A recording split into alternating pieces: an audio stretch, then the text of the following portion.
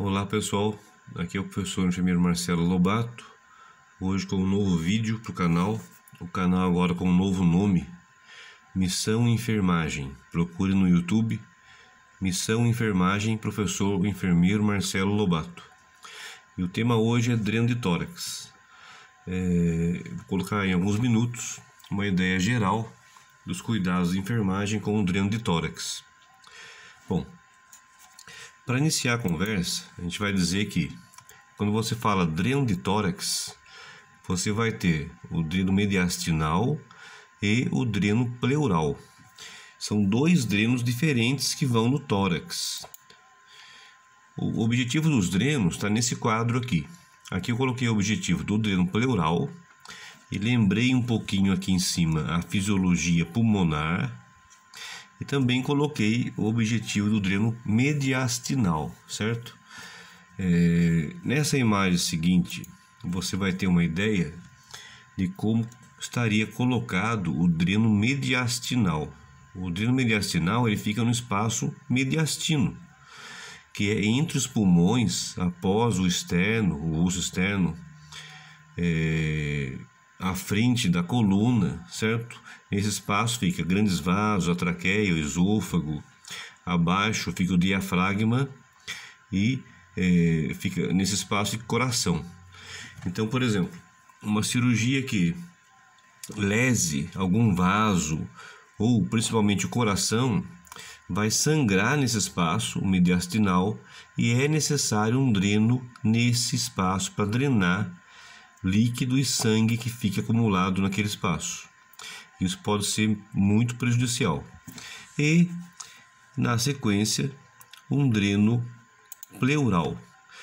O pleural ele fica é lateral, né? O mediastinal é central ao tórax. E o pleural pode ser direito ou esquerdo. Uma outra imagem aqui, a gente vai ver uma ideia de como ficaria um dreno pleural, certo? E o mediastinal seria no espaço central aqui.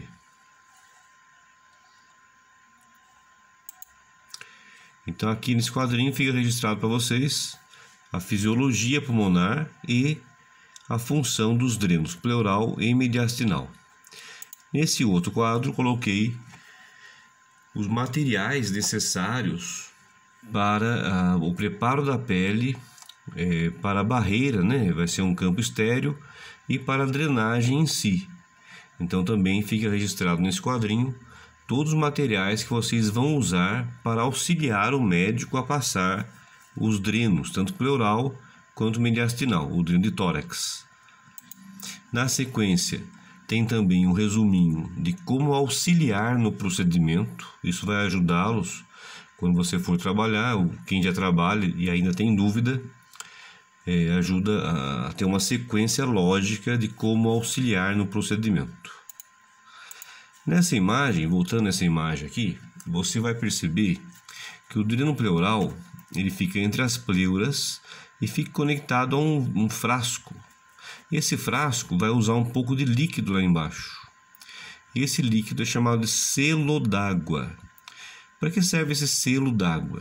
O selo d'água serve para não deixar o ar externo, o ar ambiente, voltar para dentro das pleuras. Então é necessário sempre deixar um pouquinho de água ali dentro. Essa água que eu digo é água estéril ou soro fisiológico, pode ser também.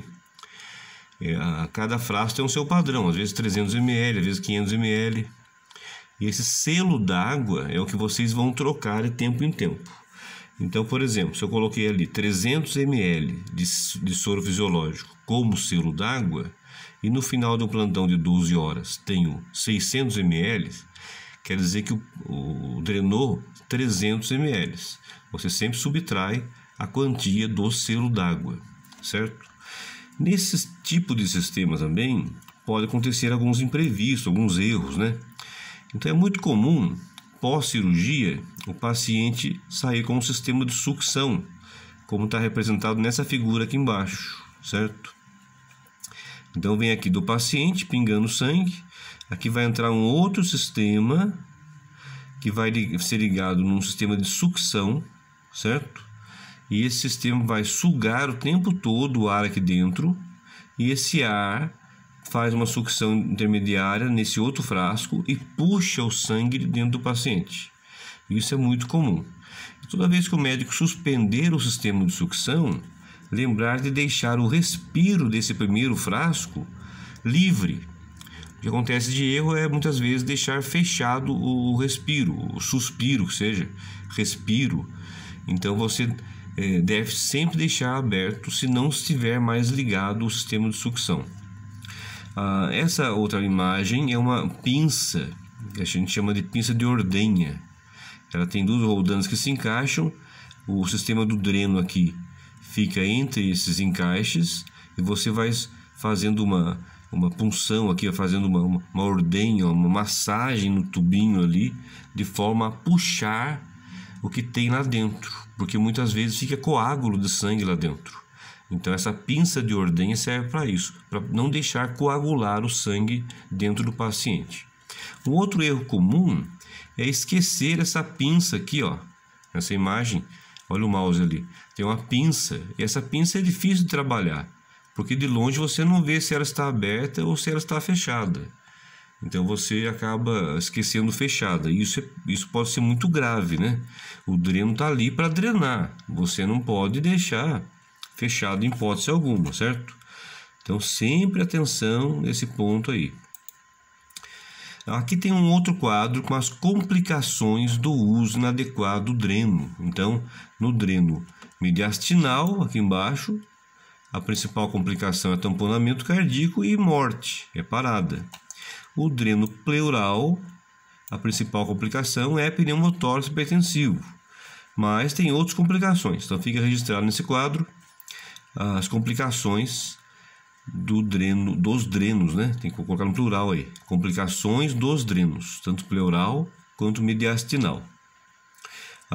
Nessa outra imagem, na mesma imagem, voltando aqui, você vai ver a foto dos drenos. Tem vários calibres, né? Tem um dreno maiorzinho, menorzinho. Pode ser para pessoa menor, pessoa maior, uma criança. Então você vai ter esses drenos, eles são perfurados, multiperfurados. Ele tem vários furos. Esses furos ficam lá dentro do paciente. O que pode acontecer muitas vezes é tracionar esse caninho, né, esse dreno, e um furinho desse ficar para fora da pele. E aí isso pode ser gravíssimo. Isso pode levar ao pneumotórax. Aqui eu tenho duas imagens mostrando os curativos. Então a primeira imagem aqui de cima é um curativo inadequado, é um curativo muito grande, e você tem ali a pele em volta do dreno, vai ficar machucada, vai ficar muito cansada, acaba até infeccionando muitas vezes, levando a lesões, né? E não segura o dreno, dá uma falsa impressão de que está segurando o dreno, não está. O dreno está solto aqui. Se alguém puxar lá, tropeçar no dreno, vai puxar o dreno e vai sair do paciente. Nessa outra figura aqui embaixo, mostra um curativo adequado, que vamos dizer assim, é duplo, né? Tem um curativo na inserção do dreno e um curativo fora, um pouco mais adiante, para segurar.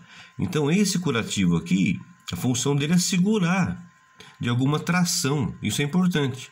E esse curativo aqui, a função dele é proteger ali a pele-dreno, né? Alguma infecção e tal.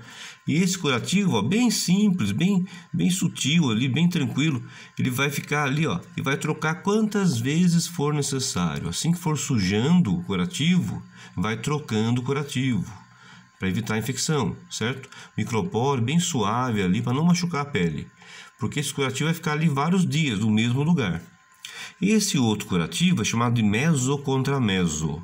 Esse curativo você pode trocar o lugar dele, 3 ou 4 posições, e ele pode ficar ali até mais do que um dia, porque ele está na pele íntegra, né? Então você fazendo dessa forma, pode ser feito com esparadrapo aqui, ou uma fita mais forte. E aqui com uma fita bem leve, bem hipoalergênica ali, para não machucar a pele.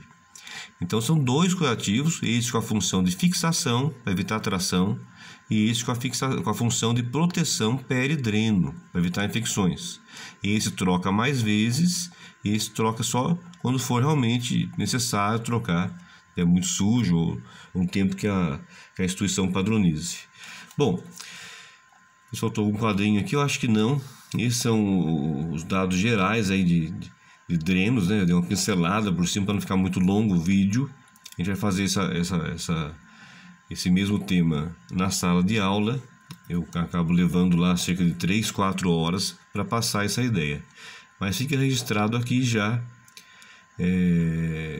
essas imagens, essas orientações para auxiliá-los aí. E o pessoal das antigas, vocês estão fazendo o curativo dessa forma, gigante, machucando a pele do paciente e sem nenhum poder de fixação, ou estão fazendo um curativo mais bacaninho? Coloca nos comentários para mim aí, e aí eu vou saber como é que está a situação atualmente. Essa foto já tem aí uns 10 anos, eu acho.